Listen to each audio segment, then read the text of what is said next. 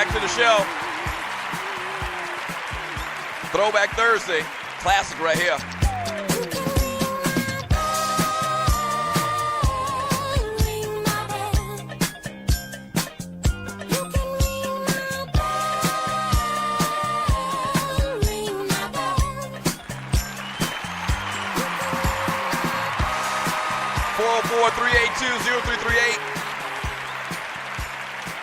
You can also email me at doug@thedougstewartshow.com. So we've been keeping our eye on this little ticker here about possible deals that went down, and a deal just went down.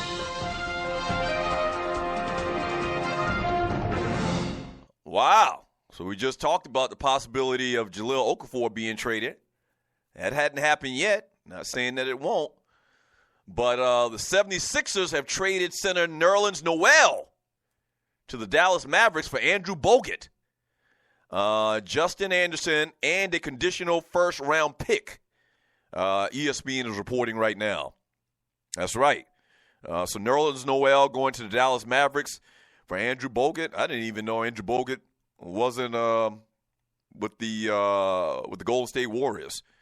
I mean, a very insignificant player at this point in his career. Bogut was like the first pick in the draft, wasn't he? He's just old and broke down now, though. He really don't give you a lot of production. He give you almost like an enforcer-type presence with the team. But, I mean, it's nothing big. So, Dallas Mavericks pick up Nerlens Noel. That's the first big pick that we see today before this trade deadline at 3 p.m. So we'll definitely keep our eyes on that. 404-382-0338. You can also email me at doug@thedougstewartshow.com. Talked about the Hawks and Ilyasova for Thiago Splitter. That deal has already went down. Hawks get Ilyasova, future second-round pick. Philadelphia gets Thiago Splitter and draft considerations. Yeah, since they picked up Splitter, even though they do have Joel Embiid, Jahlil Okafor, Nerlens Noel before these deals went down, they picked up Thiago Splitter, another center, so they had to let a center go, make a deal. I don't know what Philadelphia's doing. We'll see. We'll definitely see. 404-382-0338. You can also email me at doug@thedougstewartshow.com. A couple quick little stories from the NFL. James Harrison says that he's got a couple more years of football left in him. Yeah. Outside linebacker for the Pittsburgh Steelers. Harrison prefers a 2-year contract in free agency, according to his agent, Bill Parise, indicating that the 38-year-old has considered playing to the age of 40. Talks with the Steelers, who are on record as wanting Harris back, are preliminary. In 2016, Harrison led the team with 5 sacks. That's not a good sign. That a 38-year-old dude led the team in sacks with 5. Pittsburgh needs to address that. I know a player they should go get. They should go get Derek Rivers. Yeah.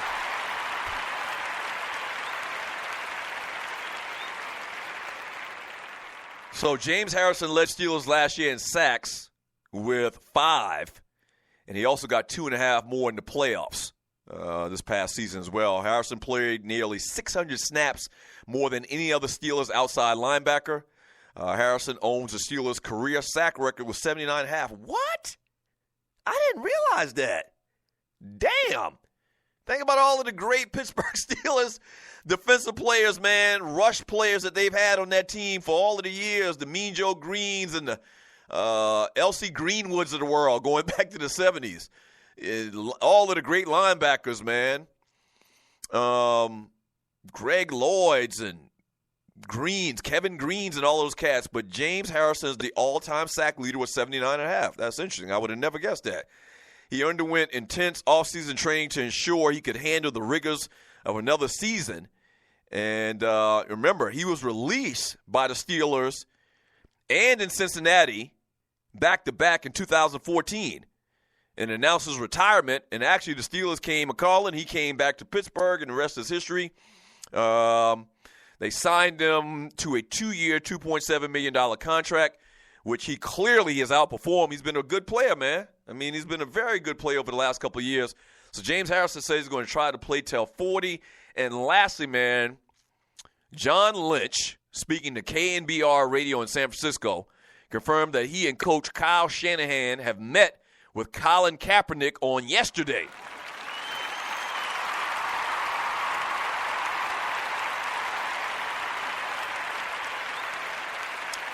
John Lynch says, I would characterize it as just a really positive discussion.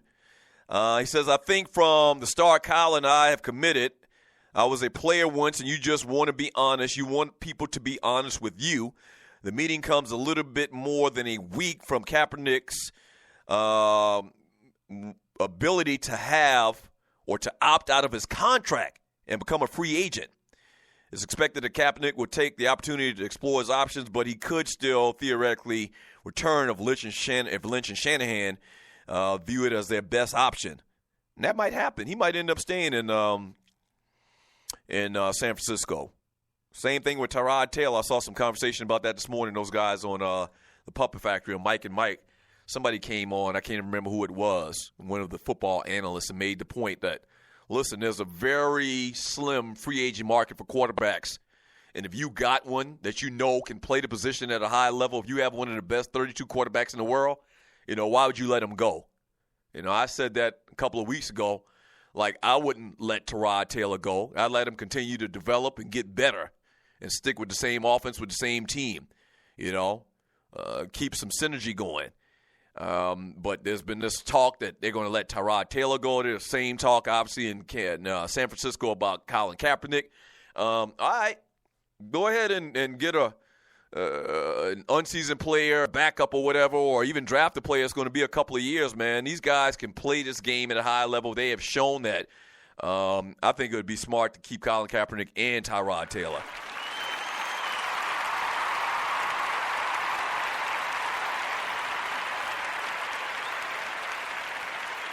Yeah. Let me read some messages in the chat room on Spreaker.com.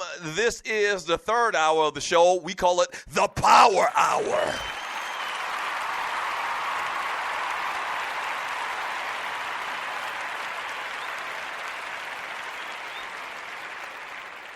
Let me make sure and check this ticker one more other time and make sure nothing's happened. So, yeah, we don't have anything else yet that's happened. But Nerlens Noel is on the move, former Kentucky player under Calipari, is heading to the Dallas Mavericks. All right, let me read some messages in the chat room here on Spreaker.com. Oh, what do we have? And I lost the message I wanted to read from Sandman. 76ers get Bogut, Justin Anderson, and a first-round pick. Dallas gets Nerlens Noel. Okay, I guess that message was before I talked about it. From Rough Buff, Field Peas is some country-ish. What?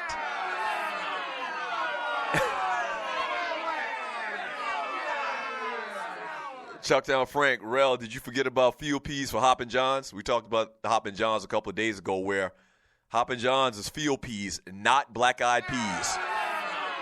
Trust me on that.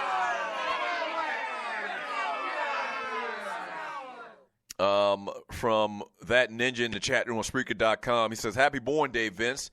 Tell us how exciting it was the day color television was invented or when that wacky Ben Franklin flew that kite over the rain. That's funny. Hey, how old is Vince? I didn't see that. How old is Vince? Vince is getting old? I mean, I'm not that old. I don't consider myself that old. I don't think Vince is that much older than me, or if he even is older than me. From the 47 Problem, how the hell you go 50,000 miles in one tank of gas, laughing my black ass off? Yeah, that's a comment I made about the whole moon thing. One tank of gas, and I just threw out 50,000 miles. It's probably longer than that. Distance from Earth, think about that now, to the moon. Let's look that up real quick. Chicken pecking on this keyboard. You're listening to the Doug Stewart Show. The distance from the Earth to the moon is, did I say 50,000 miles? The distance from the Earth to the moon is 238,855 miles. And in 1969, they led us to believe that we made it there on one tank of gas. The fuck out of here. Right. 50,000. I said 50,000 miles. Right. Yeah. And then what'll happen now is some science genius will talk about how they did it. They did this, that, and the other. Whatever, man. Miss me with that. Rel, the intern Scott, about to hit the road, Stewies, on to my next appointment, Temple, hashtag Temple Life, peace. All right, be careful, Rel Scott. Mean streets of Philadelphia.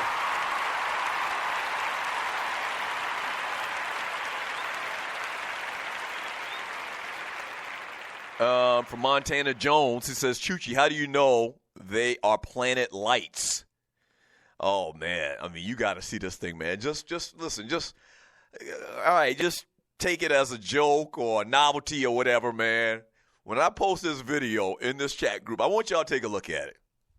Once again, don't go tell anybody I said that the earth is flat. All I said was this video and this whole flat earth movement is very interesting to hear about and to listen to.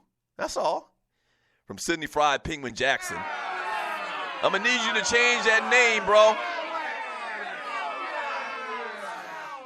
If the earth is flat, how do you explain the seasons or the tide or the position of the sun or gravity? Trust me, dude explains and breaks all that down.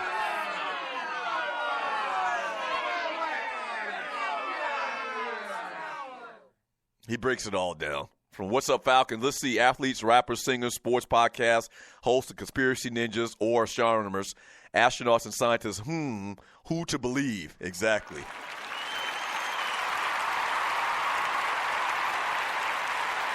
You should believe me. You should believe me. If the earth is flat, then the whole universe has to be flat.